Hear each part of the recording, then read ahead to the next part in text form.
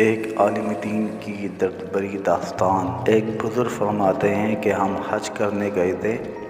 وہ بیان کرتے ہیں کہ میں نے دیکھا کہ بیت اللہ میں ایک مولوی صاحب روزانہ قرآن پاک کی ان آیات کی تشریح کیا کرتے تھے، جن کا ترجمہ یہ ہے: ماں باپ کے ساتھ نیک سلوک کرو، اگر ان میں سے کوئی ایک یا دونوں تمہارے پاس بوڑھے ہو کر رہیں تو انہیں کسی موقع پر بھی اف تک نہ کہو، اور نہ انہیں جھڑک کر جواب دو، بلکہ ان کے ساتھ احترام اور ادب کے ساتھ بات کرو، نرمی اور رحم کے ساتھ ان کے سامنے جھکے رہو، اور دعا کیا کرو کہ اے پروردگار ان پر رحم فرما، جس طرح انہوں نے رحمت اور شفقت کے ساتھ بچپن میں مجھے پالا تھا۔ اور بعض وقت بیان کرتے کرتے ان کی آواز لرزنے کانپنے لگتی اور الفاظ رک رک کر زبان سے نکلتے اور آنکھوں سے آنسوں کی لڑیاں بہنے لگتی۔ میں نے اپنے ساتھیوں کی طرف دیکھا تو وہ بھی میری طرح سب حیرت زدہ تھے کہ آخر ان آیات قرآن کی تشریح میں مولوی صاحب پر اس قدر گریہ زاری کیوں طاری ہو جاتی۔ اس کی ان سے ضرور وجہ دریافت کرنی چاہیے تاکہ ہمیں بھی کچھ نصیحت حاصل ہو۔ لہٰذا جب وعظ ختم ہو چکا تو ہم نے ان کو چائے پینے کے لیے کہا۔ ہمارے زیادہ اصرار کرنے سے مولوی صاحب مان گئے۔ ہم حرم شریف سے باہر نکل کر ایک ہوٹل میں چائے پینے بیٹھ گئے۔ حج کے دنوں میں حرم شریف کے آس پاس جتنے ہوٹل ہوتے ہیں وہ اکثر دن رات ہی کھلے رہتے ہیں۔ غرض ہم بھی ایک ہوٹل میں جا کر چائے پینے لگے اور باتیں کرنے لگے۔ باتوں باتوں میں ہم نے مولوی صاحب سے پوچھا، مولانا صاحب کیا آپ ہمیں اتنا فرمائیں گے اور اس پر وضاحت کے ساتھ روشنی ڈالیں گے کہ ان آیات الہی کی تشریح میں جناب اتنے غمگین اور افسردہ کیوں ہوتے ہیں؟ مولانا صاحب نے اس طرح سے اپنا واقعہ بیان کرنا شروع کیا کہ میں کلکتہ کے قریب ایک گاؤں کا رہنے والا ہوں۔ میرے والدین شہر میں رہتے تھے اور میرے والد ایک پرائیویٹ کارخانے میں ملازم تھے۔ پڑھے لکھے تو معمولی سے تھے، لیکن نہایت نیک اور خدا ترس آدمی تھے۔ میری عمر ابھی 4 سال ہی تھی کہ مجھے ایک اسلامی اسکول میں داخل کرا دیا گیا۔ میرے والدین مجھے دینی علوم کی تعلیم دلانا چاہتے تھے، اس لیے میں نے 18 سال کی عمر میں عربی زبان سیکھ لی۔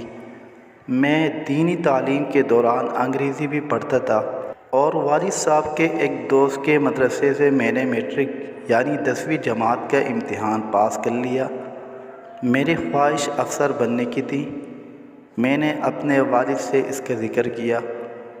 والد صاحب کو اس زمانے میں نوکری کے 200 روپے ملتے تھے، جن سے پورے گھر کا خرچ چلانا پڑتا تھا اور آئندہ کے لیے فکر کرنی تھی۔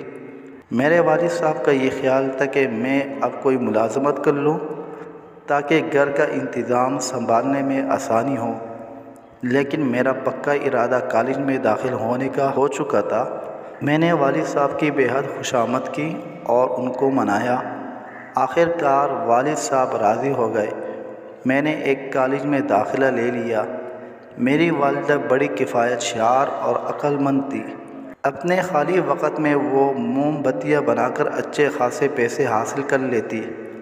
اس طرح ان کو محنت تو بہت کرنی پڑتی، لیکن وہ میری سب ضروریات پوری کرتے۔ فیس تو والد صاحب دے دیتے تھے اور دوسری ضروریات کے لیے میری والدہ مجھے چپکے سے روپے بھیج دیتی۔ مجھے معلوم تھا کہ والد صاحب بھی میرے اخراجات اور دوسرے بھائیوں کی تعلیم و تربیت کے لیے ڈیوٹی سے زیادہ وقت کام کرتے تھے۔ اس طرح ان کو زیادہ پیسے حاصل ہو جاتے اور ہمارا خرچ چلتا رہا، اور میں نے 6 سال میں ڈگری حاصل کر لی۔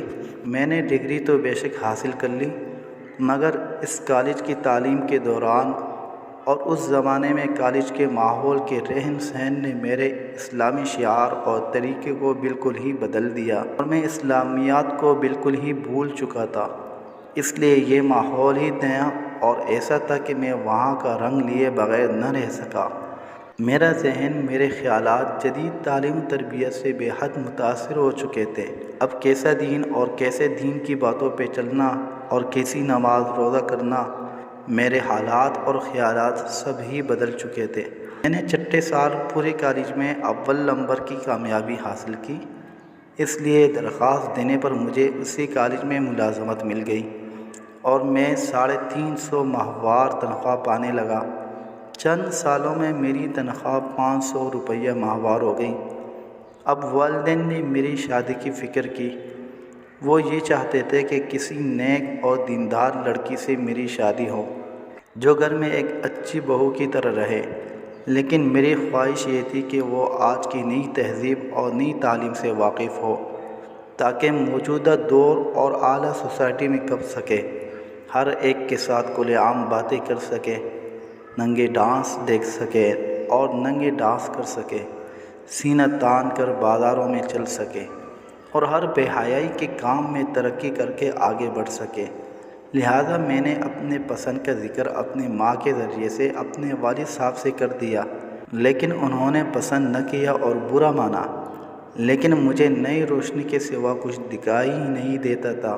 ایسا بوجھ سر پر سوار تھا کہ کہاں خدا کا خوف اور کہاں کا دین کا شوق، نہ قرآن مجید سے محبت اور نہ نبی کریم صلی اللہ علیہ وسلم سے الفت۔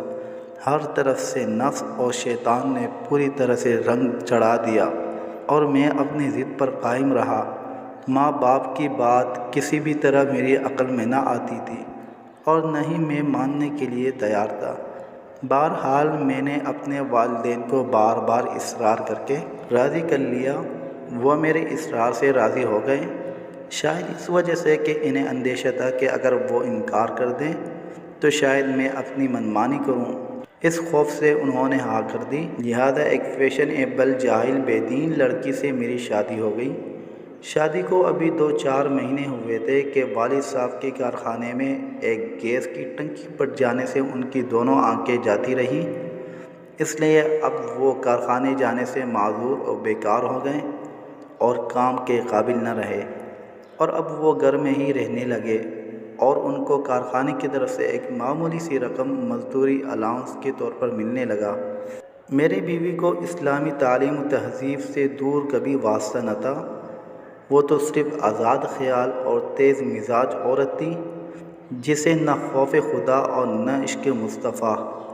وہ کیا جانے کہ اسلام کیا ہے، وہ تو پہلے ہی دین سے جاہل مطلق تھی۔ کچھ اس کی سہیلیوں نے اس کے کان بھر دیے کہ ارے دیکھو، ساس سسر کی خدمت کرنا تمہارا فرض نہیں، بلکہ ساس سسر تو تمہاری خدمت کے لیے ہیں، تم ان سے جو چاہو خدمت لینا۔ جو لڑکیاں جاہل گنوار اور بے عقل ہوتی ہیں وہ اپنے ساس سسر کی خدمت کیا کرتی ہیں، تمہارا کوئی حق نہیں ان کی خدمت کرنے کا، تم اپنے شوہر کی ہو کر رہنا بس۔ اس وقت میں کسی انگریز سے کم نہ تھا، میرے دن رات صبح شام عیش و مزے میں گزرتے تھے۔ اب سوائے خواہشات نفسانی کے نشے کے کچھ یاد ہی نہ تھا۔ لیکن جب میں نے دیکھا میری محبوبہ بیوی میرے بوڑھے ماں باپ کی خدمت سے نفرت اور پرہیز کرتی ہیں تو میں اس پر ناراض ہوا، لیکن آہستہ آہستہ اس نے مجھ پر جادو کر دیا کہ میں اس کی ہر حرکت پر اظہار پسندیدگی کرتا تھا۔ میں اس کی تلخ مزاجی اور ڈانٹ ڈپٹ کو برا جانتا تھا۔ وہ میرے سامنے میرے والدین کو کچھ بھی برا بھلا کہتی رہتی، لیکن میرے کان پر جوں نہ رہتی، مجھے ذرہ برابر بھی احساس اور برا معلوم نہ ہوتا تھا۔ اب وہ میرے والدین پر ہر آئے دن طرح طرح کے الزامات لگانے لگی، لیکن کیا کرتا، میں اب تو صرف نفس کا بندہ رہ گیا تھا اور روحانی موت مر چکا تھا۔ مجھے اس سے اتنی محبت ہو گئی تھی کہ میں اسے کچھ بھی نہ کہتا تھا، حتیٰ کہ زبان تک نہ اس کے سامنے ہلاتا تھا، بس ہر وقت اسی کا کلمہ پڑھتا اور اسی کے محبت کے گن گاتا، جو کچھ ہوتا پڑا دیکھتا رہتا۔ پیارے والدین نے بے بس اور مجبور، لاچار اور نہایت تنگ آ کر مجھ سے فریاد اور شکایت کی۔ آہ میری بدبختی! تو میں نے یہ کہہ کر ٹال دیا کہ آپ کو غلط فہمی ہے، میری بیوی ایسی نہیں ہے، وہ بڑی عقل مند صاحب سلیقہ ہے، آپ کی عقل ٹھیک نہیں ہے۔ ایک روز کی بات ہے، والد صاحب رات کو کسی ضرورت سے پانی لینے کے لیے اٹھے تو نابینا توتے ہی ایک اسٹول سے ٹکرا گئے اور اس اسٹول پر دودھ کا برتن رکھا تھا وہ زمین پر گر گیا اور سارا دودھ زمین پر الٹ گیا۔ بس پھر کیا تھا، بیگم صاحبہ اٹھی اور ان کو بہت بری طرح للکارا، تمہیں شرم نہیں آتی؟ چوری کرتے ہوئے چھوٹے منع کا دودھ رکھا ہوا ہے اور چاہتے ہو کہ چپکے سے خود پی لو؟ خبردار، آئندہ ایسی حرکت کی اچھی طرح دودھ پینے کا مزہ چکھا دوں گی۔ میری دھکی والدہ بھی جاگ رہی تھی، انہوں نے بڑی نرم آواز سے کہا، نہیں بیٹی، ایسا نہ کہو، یہ تو پانی پینے کے لیے اٹھے تھے، سامنے اسٹول تھا، دودھ کا برتن گر گیا۔ چپ رہ بڑھیا، لگی باتیں بنانے اور تعویلیں کرنے، مجھے پڑھاتی ہے؟ تجھے کچھ تمیز بھی ہے بات کرنے کی؟ بڈھی تجھ سے نمٹوں گی، دیکھ تو صحیح، جب تیری بھی خبر لوں گی، دور رہو میرے سے۔ خبردار، آئندہ جو میرے سامنے بڑبڑائی، تیری عقل گسیا گئی ہے۔ کہتی ہے ایسا نہ کہو، اسٹول سے ٹکرا گئے، میں جانتی ہوں انہیں چوری سے کھانے پینے کی عادت ہے۔ غرض میری بیوی نے انہیں بہت ہی بری طرح سے جھڑکا اور ڈانٹ ڈپٹ کی اور میں پڑا یہ سب کچھ دیکھتا رہا، لیکن میں نے بیوی کو نہ روکا بلکہ اسے ایک لفظ تک بھی نہیں کہا کہ یہ تو ان سے کیا کہتی اور کیوں کہتی ہے، اسے ٹوکا تک نہیں۔ تھوڑے دنوں بعد ایک دن میرے ماموں آئے اور میرے والد اور والدہ کو اپنے ساتھ لے گئے۔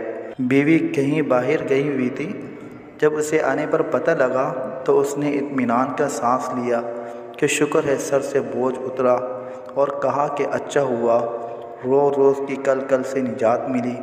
اس واقعے کو 3 سال گزر گئے اور ایک بچے کی پیدائش کے بعد میری بیوی کا انتقال ہو گیا۔ بس میرے لیے بہت ہی مصیبت کا سامنا تھا۔ بیوی کا مرنا کیا تھا، میری زندگی سنسان سی ہو گئی اور اکثر میں کویا سا رہنے لگا۔ میرے ایک بہت ہی مخلص دوست تھے، انہوں نے جلد ہی ایک غریب گھرانے میں میری شادی کرا دی اور یہ میری بیوی حافظ قرآن، نہایت ہی نماز روزہ اور قرآن مجید کی تلاوت کی پابند، بڑی ہی دیندار اور میری ہر طرح سے فرما بردار تھی۔ وہ اب بھی زندہ اور میرے گھر آباد ہے۔ جب میں فکر آخرت سے بے فکر ہو کر بستر پر پڑا کھیلوں کے میچ دیکھ کر زندگی کے بہترین وقت ضائع کرتا ہوں جس کی مجھ سے باز پرس قیامت کے دن کی جائے گی، تو وہ قرآن مجید کی تلاوت میں مشغول ہو جاتی ہیں۔ ایک دن کی بات ہے کہ میں چارپائی پر بیٹھا تھا اور بیوی قرآن مجید کی تلاوت کر رہی تھی کہ اچانک وہ اس آیت پر پہنچی کہ جس کی تلاوت تشریح روزانہ آپ مجھ سے سن رہے ہیں، تو میری آنکھوں کے سامنے وہ تمام واقعات آگے جو پیچھے گزر چکے تھے اور میرے ساتھ میرے ماں باپ نے جو سلوک کیا تھا اور انہوں نے جو زحمت تکلیف میرے لیے گوارا کی تھی، تو میری زبان سے یہ بے ساختہ نکل گیا کہ ہائے میرے ماں باپ، اور میں ہوش میں نہ رہا۔ غرض اب اتنے عرصے کے بعد مجھے اپنے ماں باپ کی یاد آ گئی کہ زمانہ دراز گزر گیا، ہائے افسوس، میری آنکھوں سے آنسو آ گئے۔ میری بیوی دوڑی ہوئی آئی اور سمجھی کہ شاید مجھے کوئی تکلیف ہو گئی ہے، لیکن اس کے بار دریافت کرنے پر میں نے اسے پورا واقعہ جلدی سے سنا دیا۔ اب مجھے بڑی بے چینی ہوئی کہ میں اپنے والدین کو کیسے پاؤں۔ میں دوسرے دن ہی اپنے ماموں کے ہاں گیا، لیکن وہاں پہنچ کر میری حیرت کی انتہا نہ رہی جب مجھے یہ معلوم ہوا کہ والدین کئی مہینوں پہلے گھر جانے کے بہانے یہاں سے روانہ ہو چکے ہیں۔ بس اتنا سنتے ہی میرے پیروں تلے سے زمین نکل گئی کہ ہائے بڑھاپے اور نظر نہ ہونے کی حالت میں کہاں گئے ہوں گے۔ میں فوراً ہی اپنے والد کا فوٹو لے کر قریبی تانے میں گیا اور فوٹو دے کر رپورٹ لکھوائی اور کئی اخباروں میں بھی فوٹو کے ساتھ خبر چھپوائی اور ادھر ادھر کئی آدمیوں کو روانہ کیا۔ اب مجھے رات بھر نیند نہیں آتی تھی اور ہر وقت اسی فکر میں رہتا کہ کسی بھی طرح میرے والدین مل جائیں۔ میں نے اللہ سے خوب گڑ گڑا کر توبہ کی اور دعائیں کی کہ الہی میرے ماں باپ کو واپس لوٹا دے۔ تیسرے روز ایک پولیس والا آیا، اس نے مجھے بتایا کہ جو شکل آپ نے لکھوائی تھی بالکل اس سے ملتی جلتی شکل کا ایک بوڑھا آدمی ایک قبر میں بیٹھا فاتحہ پڑھ رہا تھا۔ میں دوڑتا ہوا قبرستان پہنچا تو معلوم ہوا کہ وہ میرے چچا تھے۔ میں ان کے قدموں پر گر پڑا اور اپنے والدین کو دریافت کرنے لگا۔ چچا نے نظر اٹھائی اور دو سامنے والی قبروں کو مخاطب کر کے پکارا، کہا، بھائی اکرم اور بابی زبیدہ، دیکھو تمہارا لاڈلا افسر آ گیا ہے۔ اکرم میرے والد کا، زبیدہ میری ماں کا نام تھا۔ چچا جان کے منہ سے یہ بات سن کر میں اندھے منہ قبر پر گرا اور پھوٹ پھوٹ کر زور قطار سے رونے لگا۔ بس اتنا کہہ کر مولانا صاحب خاموش ہو گئے تو میں نے مولانا کی طرف دیکھا تو ان کی آنکھوں سے آنسو جاری تھے۔ بزرگوں نے سچ کہا ہے کہ انسان سے بعض ایسی غلطیاں ہو جاتی ہیں جو ساری عمر کے لیے افسوس پیدا کر دیتی ہیں۔